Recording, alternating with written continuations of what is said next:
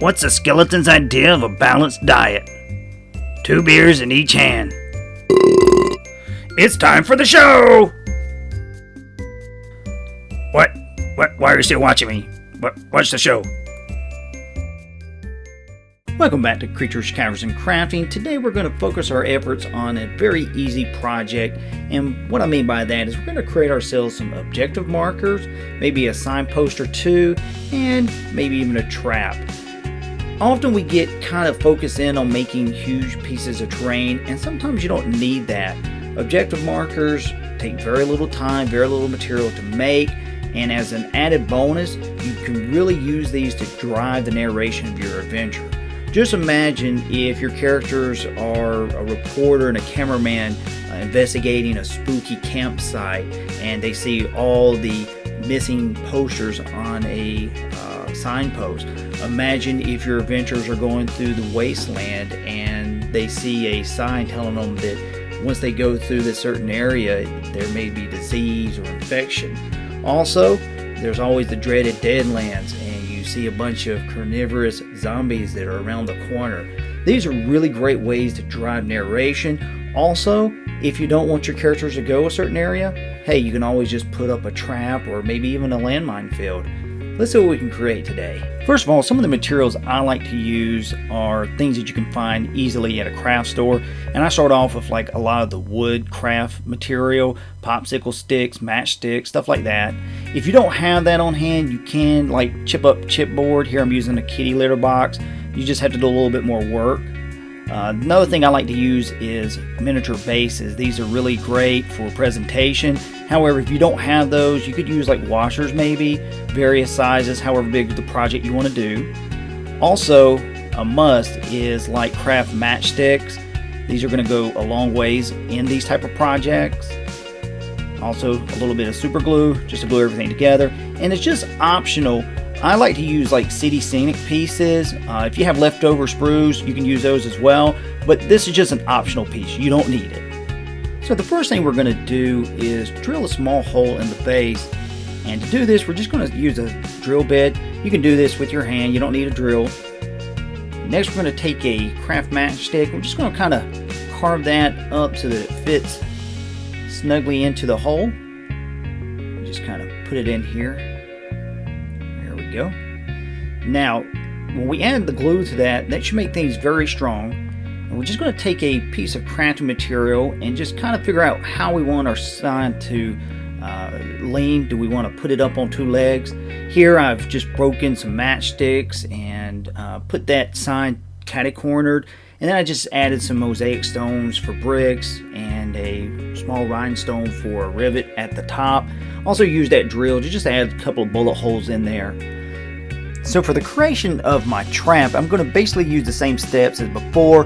The only thing I'm going to do different here is just spread the matchsticks out from each other so that they're across. I'm also going to use a small bead at the top. All I'm going to do is just super glue that in place. And I'm also going to take a piece of plastic and glue it to the other craft stick. I don't know where that piece of plastic came from. It was just a piece of sprue that I had. I'm thinking about painting it up to look like a claymore mine. You could use like maybe a sprue of a grenade from like Warhammer or anything. Get creative when you're creating these traps.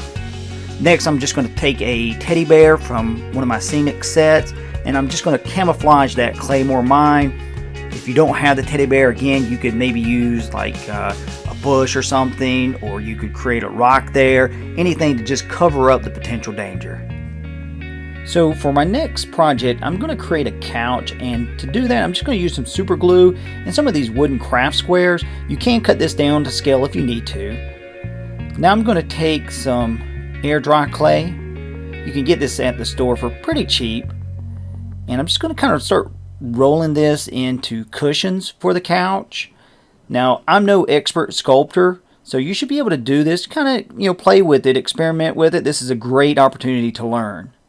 As you see, I've added the back and the seat cushions to it. And now we're going to give this a little texture. And to do that, I'm just going to use a paper clip. Now, if you have clay tools or whatever that you want to use, you can do that as well. I'm just going to just make a line here, something very simple. I may even put something on the armrest as well. Go ahead and put another line over here. And guys, you could even make this, tear into it, maybe make a rip or something if you wanted. Just as a suggestion.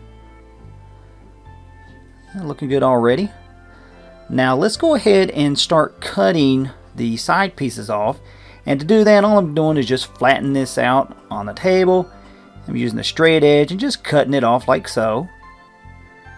You don't have to be exact with this. We just want to kind of, get it the best way we can to cover the frame. And we'll probably use a little bit of glue to adhere this. And here's our objective marker after I've allowed the clay to dry. Notice I also added some more bricks to this. I took a barrel from that scenic set and put it there, and just a tire from a model.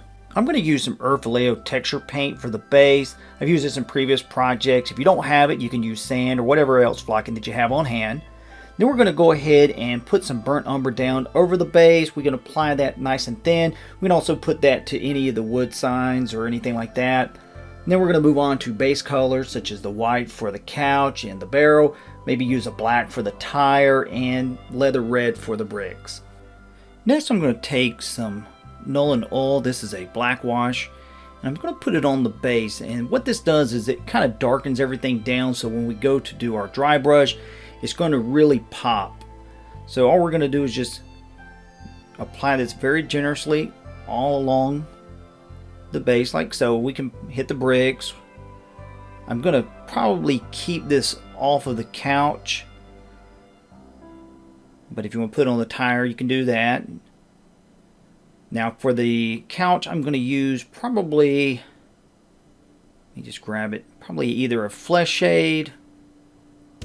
If you don't have that, you can also maybe use a Agress Earthshade. It's more of a brown wash. So for dry brushing, what we're going to do is I'm going to start with a bark brown, and this is just a lighter brown than the burnt umber that we used earlier. And of course I'm going to get the excess off my brush. I'm just going to apply this to the base.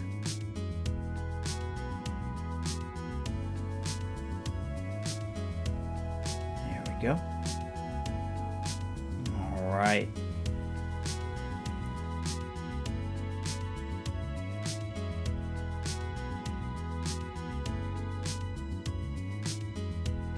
Now we're going to move on to a suede. And I'm just going to put a little bit of this on my brush. And in fact, I'm even going to mix it in a little bit with that bark brown. And we're going to go and be very light with this, but we want it to hit the details. Definitely want to make it pop. And it should look something kind of like this when we're done.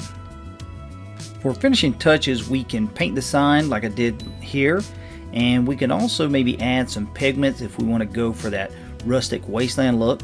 Also, you could add static grass if you have that, or any other type of flocking such as rocks that might add a little bit more interest to the base. For the trap, what I'm going to do here is just take a piece of thread. This is yarn thread, and I'm just going to put it through the ring that we have here glued onto the stake, and I'm just going to twine it to the claymore, and I'm just going to use a little bit of super glue to fasten that in place. To finish the project off, I'm just going to take some matte black, and I'm just going to start trimming the base out with it. Now what this is going to do is it's going to get rid of any overpaint. If you have any pigment that might go off the base or wash, this is going to clean things up, make it look very sharp on the table. Once we're done doing this, we can hit it with some Tetra Dull Coat. If you want to come back after the Tetra Dull Coat has dried, you can add effects like a gloss maybe to the fire, or if you want to add additional pigments, you can do that as well. Let's see how this looks on the table. And here we have our final project. This was a really great opportunity to get creative and try to fit something in a small canvas, or in this case a small base. I had a really good time trying this out, and it actually makes me want to do more traps, so maybe I'll do a video with some of those later on down the line. I would advise any crafter to try to get out of your comfort zone and do new things. As you see, I crafted a lounge chair, and that's the first time I've really done something like that, and I think it came out pretty good. Guys, also, I want to say this up front, don't feel like you have to go and buy the tabletop scenic sets like I did. You can easily just use remnants of another model if you like. If you don't have those, you don't have to use them. You could also do bits like Legos, cut weapons off of another play set, anything if you don't have those fill-in type pieces. Again, you could always just craft them like I did as well. As always, I'll leave you guys with a good video for the end.